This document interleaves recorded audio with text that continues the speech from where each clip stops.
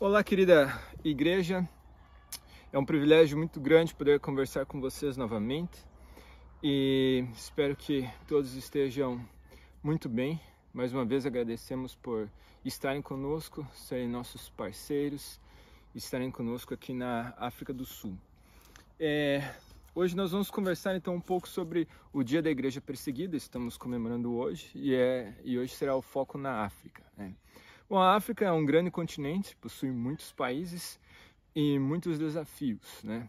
A África possui 5 dos países onde há a maior perseguição contra os cristãos, contra a igreja, e eles são, na sua grande maioria, países muçulmanos, tá? A maior parte da perseguição aqui no continente se dá por questões religiosas, tirando a Eritreia, que é uma questão governamental, né? Onde temos, acho que somente 3 denominações que são igrejas oficiais, mas os outros países, e essa perseguição se concentra principalmente no norte do continente, onde nós temos a Liga Árabe, e alguns países no oeste e no leste, e o único país na região sul do continente africano, que é Moçambique. Também é uma questão de perseguição religiosa, tá?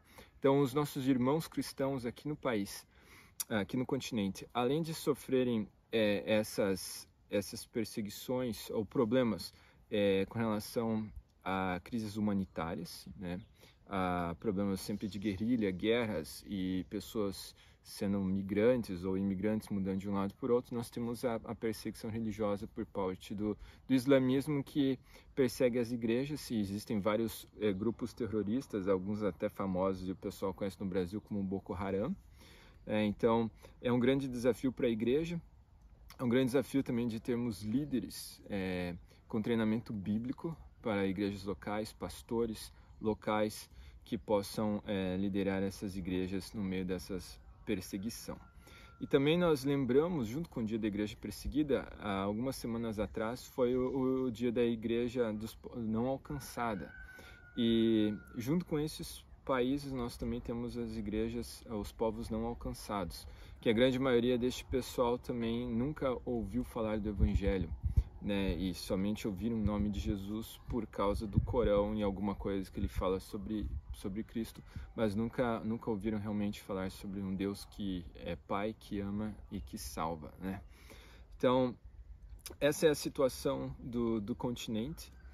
E eu tenho duas histórias para contar para os irmãos. A primeira é para mostrar e exemplificar como se dá realmente essa perseguição, tá? Então, uma das coisas que a Action, a nossa missão, faz é treinar pastores locais, porque a grande maioria dos pastores na África nunca sentou num banco escolar, tá? E nunca foi fazer teologia, nunca teve contato com isso. Geralmente são pessoas nas vilas que são capazes de ler, alguém vai, prega o evangelho, vai embora, alguma coisa assim, e eles têm uma Bíblia e eles começam a liderar a igreja naquele local. E uma das coisas que nós fazemos, então, é dar treinamento para esses pastores nessas regiões mais remotas, ou a esses que não tiveram contato com um estudo. E nós temos um missionário fazendo isso na Nigéria, numa região de extrema perseguição, tá, no norte da Nigéria, onde o Boko Haram atua. E ano passado ele foi dar um dos seus treinamentos, né, onde ele vai passando as questões básicas da fé com esses pastores locais, e eles vêm de várias vilas para um lugar onde eles conseguem se encontrar de maneira segura. Mas pessoas do Boko Haram ficaram sabendo dessa movimentação de pastores, e no caminho que eles estavam vindo das suas vilas para esse local, muitos foram mortos, né, decapitados, e é uma questão muito triste. E um desses pastores locais havia chegado primeiro e estava conversando no telefone com um desses pastores que foi morto, e eles filmaram e mandaram a decapitação dele. E quando esse pessoal sobreviventes chegaram lá, as lições eram no Evangelho de Mateus, quando Jesus fala que as tribulações aumentariam no fim dos tempos.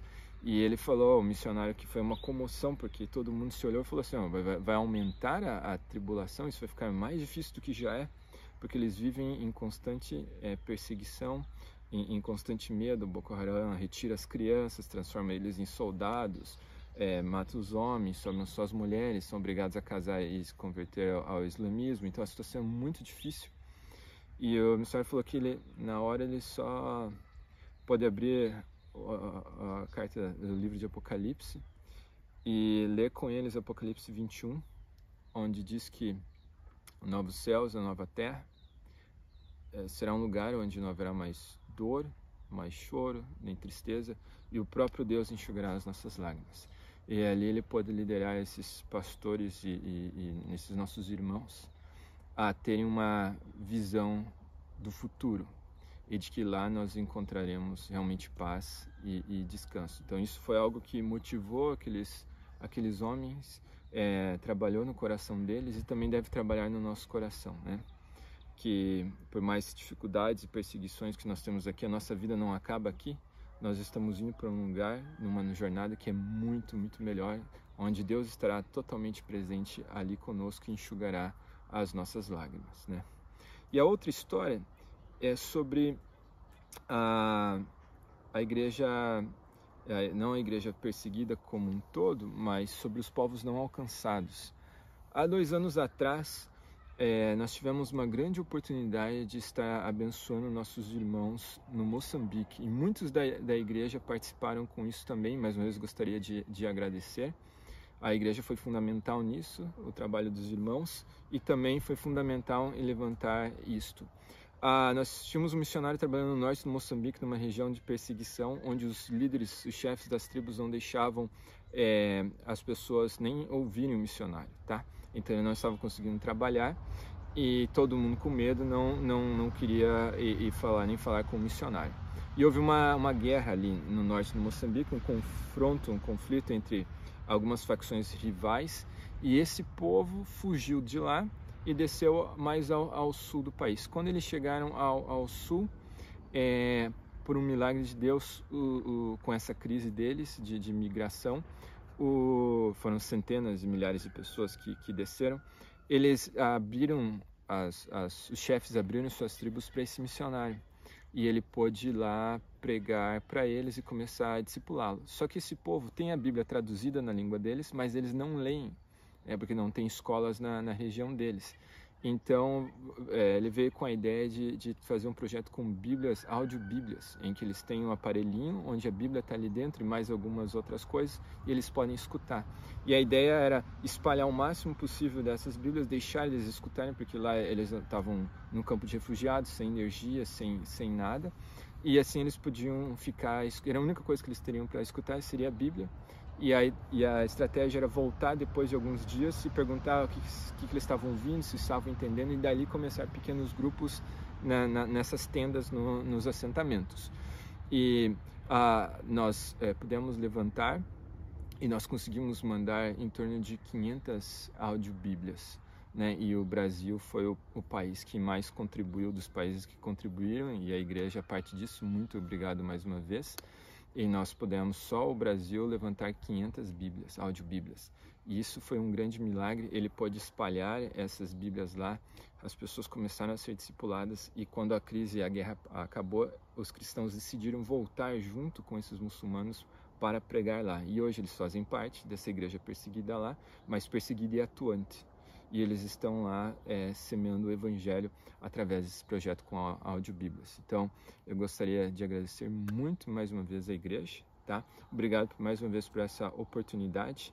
Espero que os irmãos possam orar sempre lembrando da igreja perseguida, lembrando dos povos não alcançados, daqueles que nunca ouviram falar do nome de Jesus, e que juntos nós possamos ser sal e luz e proclamar a salvação do nosso Senhor Jesus Cristo acima de tudo. Que Deus abençoe muito a todos. Um abraço.